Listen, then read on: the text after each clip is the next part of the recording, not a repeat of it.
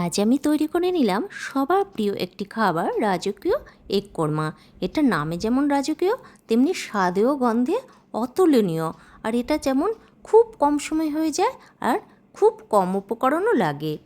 প্রথমে আমি 4টে হাঁসের ডিমকে ভালো করে সেদ্ধ করে এগুলোকে লম্বা লম্বি করে চিড়ে নিলাম, যাতে মশলা নুনটা এর ভেতরে ভালো ঢোকে। তারপর একটা কড়াইতে সামান্য তেল আর বেশ খানিকটা ঘি দিয়ে একটা বড় মাপের পেঁচকে স্লাইস করে কেটে এইভাবে ব্রাউন কালার করে ভেজে নিলাম। তারপর ডিমগুলোকে একটু কাশ্মীর লঙ্কার গুঁড়ো, পরিমাণ মতো নুন দিয়ে হালকা করে ভেজে তুলে নিলাম।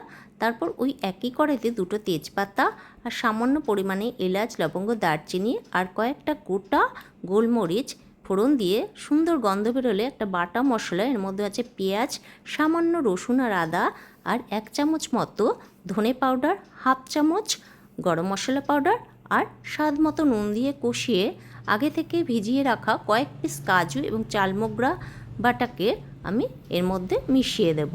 তারপর এটাকে ভালো করে কষিয়ে নিয়ে যখন একটা তেল ভেসে উঠবে এর মধ্যে, তখন ওই ডিমগুলোকে এর মধ্যে ছেড়ে দেব।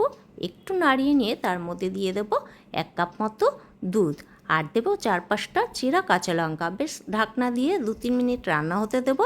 2-3 মিনিট পর ঢাকনা সরিয়ে ওই পেঁয়াজ পেস্তাগুলো এর মধ্যে দিয়ে দেবো। ব্যাস তৈরি হয়ে গেল